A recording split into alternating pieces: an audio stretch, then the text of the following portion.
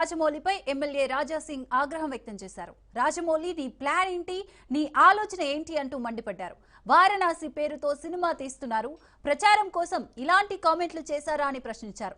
దేవుళ్ళు ధర్మం అంటే విశ్వాసం లేదు గాని అదే దేవుళ్లను ఉపయోగించి సినిమా తీసి కోట్లు సంపాదిస్తావని నిలదీశారు. మీలాంటి డైరెక్టర్లను, ప్రొడ్యూసర్లను హిందువులు గుర్తించాలన్నారు. ధర్మం పట్ల, దేవుళ్ల పట్ల అభిమానం లేని నీ సినిమాలు హిందువులు ఎందుకు చూడాలని ప్రశ్నించారు. హనుమ వెనకాల ఉంటాడు, గుండె తట్టి నడిపిస్తాడు అని చెప్పారు.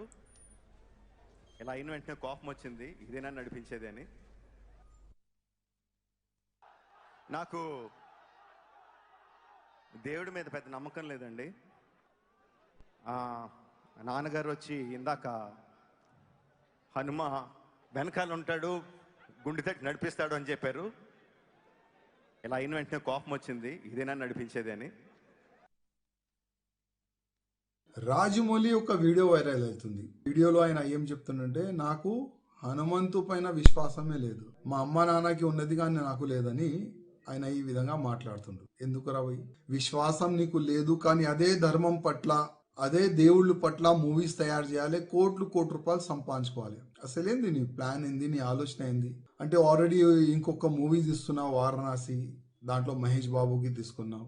అంటే ఆ మూవీ ఎక్కువ ప్రచారం కావాలని నీ ఉద్దేశమా, లేక నిజమైన నువ్వు నాస్తికుడా? ఒకసారి డిక్లేర్ చేయి.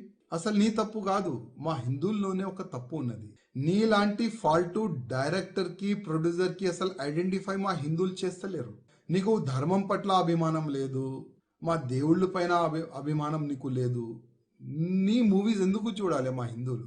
బాహుబలి మూవీ తీసినావు, ఆ ప్రభాస్తోని శివలింగం లేపట్టినావు, దాంట్లో కోట్లు రూపాయలు సంపాదించుకున్నావు ఆ మూవీతోని, ఫస్ట్ పార్ట్ సెకండ్ పార్ట్తోని. మళ్ళా మా హిందూ దేవుళ్ళ పైన నీకు నమ్మకం లేదు.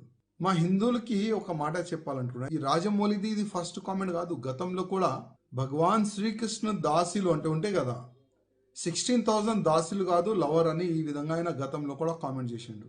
మళ్ళా నాకు రాముడి పైన విశ్వాసం లేదు, రాముడి స్టోరీ బోరింగ్ స్టోరీ అని కూడా ట్వీట్ కూడా గతంలో చేసిండు. ఇప్పుడు హనుమంతు పైన కామెంట్ చేసిండు. నా హిందువులారకి ఒక నివేదిక చేస్తున్నా, ఇట్లాంటి ఫాల్తూ డైరెక్టర్, ఫాల్తూ ప్రొడ్యూసర్ పైన కంప్లైంట్ ఇవ్వండి. ఇట్లాంటి వ్యక్తులకి జైల్లో పడేస్తే అర్థమవుతుంది, హిందూ దేవుళ్ళ పైన కామెంట్ చేస్తే అసలు ఏమవుతుంది నా గతి అని ఈయనకి అర్థమవుతుంది. అదేవిధంగా ఈ ఫాల్తూ డైరెక్టర్, ప్రొడ్యూసర్ తీసిన మూవీ ఎవరు కూడా చూడకండి. మనం చూస్తాం కోట్లు రూపాయలు, 100 కోట్ల రూపాయలు, 1000 కోట్ల రూపాయలు ఈయనకి సంపాదించిస్తాం. అందుకోసం ఈ నాస్తికుడు మన ధర్మం పైన ఏ నోరు